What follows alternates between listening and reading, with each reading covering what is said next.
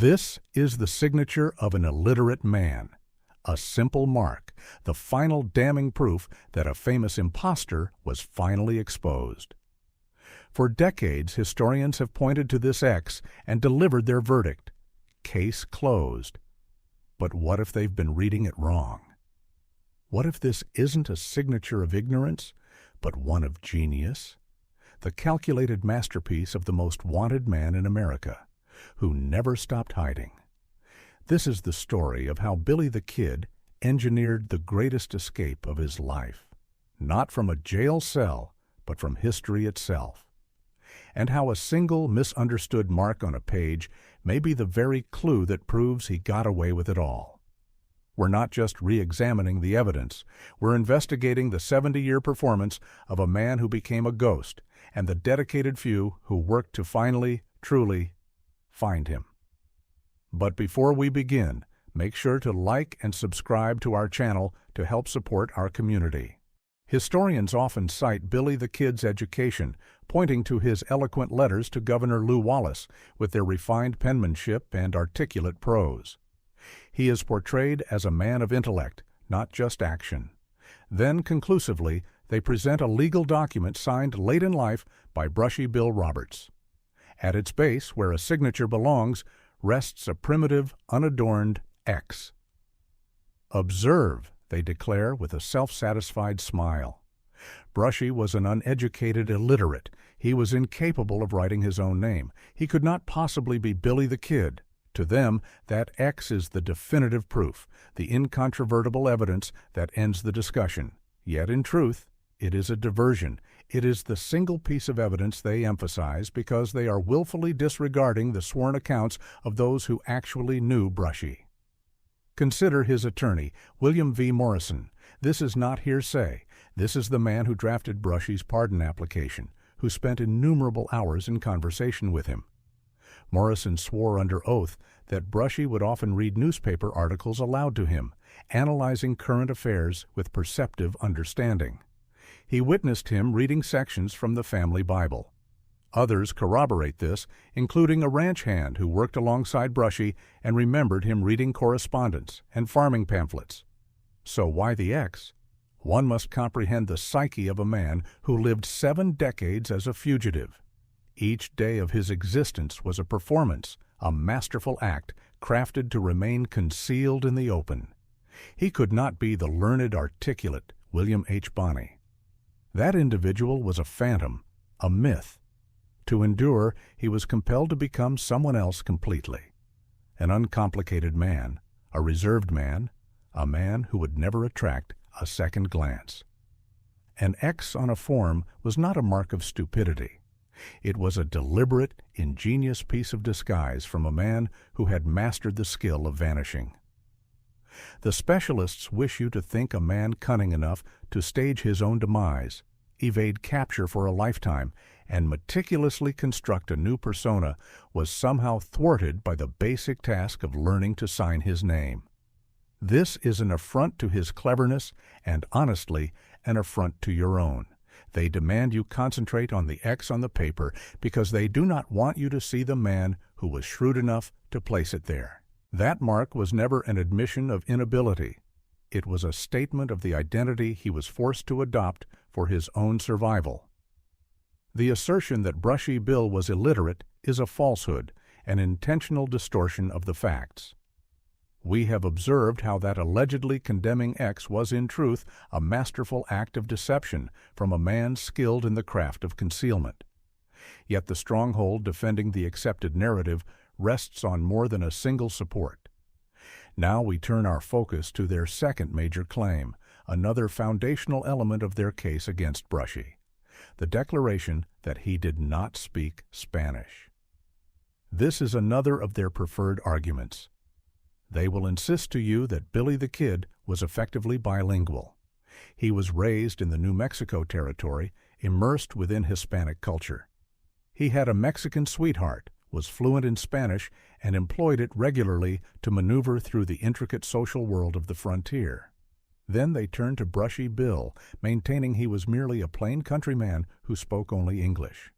How could he possibly be the kid, they demand, if he lacked command of the language so central to Billy's very being?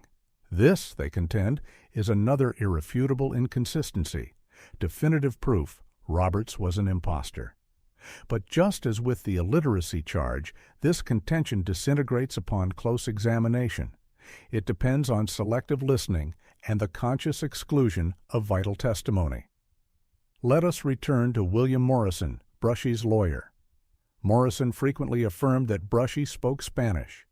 This is not a hazy memory. Morrison cited particular occasions where Brushy utilized the language. This does not stand as a single account. We have statements from others acquainted with Brushy in his later years who also attested to hearing him speak Spanish. These are not random, isolated stories. They are uniform reports from numerous people who had first-hand experience with the man. Even more convincing is the sworn statement of Martil Abreu. For those who may not know, the Abreu family was iconic in Lincoln County, New Mexico. Now we approach what the skeptics are convinced is their ultimate proof, the one piece of information they deem undeniable: the lie of his identity. They will inform you with absolute conviction that Brushy Bill Roberts was born Oliver P. Roberts. They will produce a family Bible containing his name inscribed inside, indicating a birth year of 1879. They will present census documents that note an Oliver P. Roberts residing with his relatives in Arkansas. The matter is settled, they proclaim. This individual cannot be Billy the Kid, who was born in 1859. They claim to know precisely who he was, and it was not William H. Bonney. They frame this as a straightforward, indisputable case of confused identity, or more skeptically, an intentional hoax. Yet what they are actually showcasing is the most cunning and enduring element of Billy the Kid's getaway. They have confused the camouflage for the actual man. We must examine their so-called proof. That family Bible entry was not created at his birth. It was added many years afterward. More critically, the Roberts family confessed to investigator William Morrison that they had taken Brushy in as a young boy after his own father could no longer provide for him. He was not their natural son. They provided him with the name Oliver and brought him up as one of their own. Therefore, the Bible and census documents do not verify his birth identity. They only confirm the identity he was given. They are documents of his alias, not his true self. A man evading the law would naturally be listed on all official paperwork under his adopted name. To anticipate anything else is irrational. Discovering a record for Oliver P. Roberts is not proof that refutes Brushy's claim. It is evidence of how remarkably effective he was at remaining concealed. The genuine evidence resides in the research the debunkers choose to overlook. Morrison's inquiry revealed that Brushy's true birth name was William Henry Roberts, born in Buffalo Gap, Texas, and that his personal chronology and family ties perfectly clarified how he came to live with the family who named him Oliver. He was a Roberts by blood, which rendered the alias all the more persuasive. He was not some stranger who invented a tale. He was a man finally reclaiming a past he had been compelled to suppress for an entire lifetime. Consider the absolute brilliance of the scheme. To ensure his survival, Billy the Kid was required to perish so that another individual could be created. He could not simply disappear. He needed to transform into someone ordinary, someone forgettable, a person with a verifiable and commonplace background. He became Oliver Brushy Bill Roberts, an uncomplicated countryman. The absolute last person anyone would imagine was the most notorious outlaw in American history. The historians are gesturing at the disguise and yelling that they have discovered the man's real face. They have it entirely reversed. The identity of Oliver P. Roberts was not evidence that he wasn't Billy the Kid. It was his magnum opus.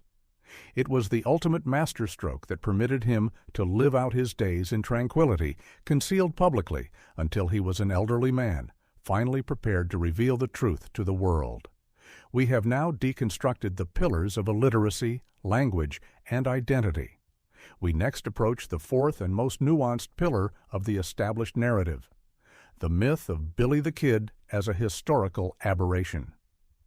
Historians present us with a paradox, a teenager who materializes on the frontier with scant history, first at the Jones Ranch and then laboring for John Tunstall, who then abruptly evolves into a brilliant strategist and a commander of men in a vicious guerrilla conflict. They provide no explanation for this prodigious set of skills. The fourth falsehood is not merely that Billy the Kid had no ties to the James Gang. The lie is that he required no such connection. The reality is that Billy the Kid's capabilities did not emerge from a vacuum. They were the product of an apprenticeship. Brushy Bill Roberts' testimony regarding his lost years prior to arriving in New Mexico supplies the essential missing link. He stated under oath that as a young man, he associated with the most proficient and combat-tested criminal organization in America, the James Younger Gang. This is vital because the gang was more than simple bank robbers. Its core consisted of former Confederate partisans from Quantrill's Raiders.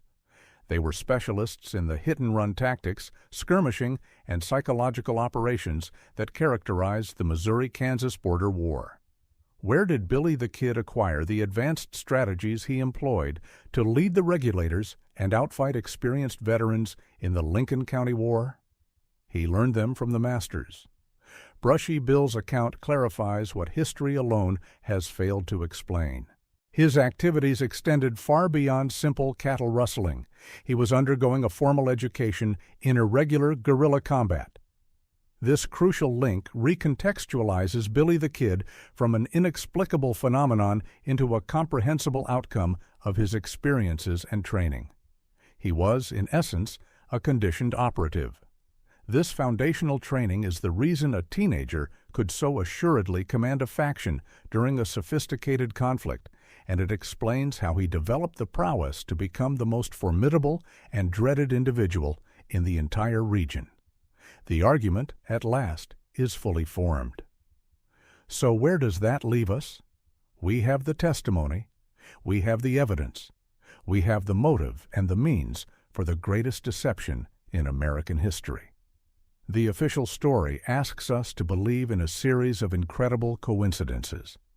That an illiterate, monolingual farm boy from Arkansas somehow convinced a lawyer, a sheriff, and the childhood friends of Billy the Kid that he was the real thing, that a man who couldn't sign his own name could mastermind a hoax of this magnitude for decades.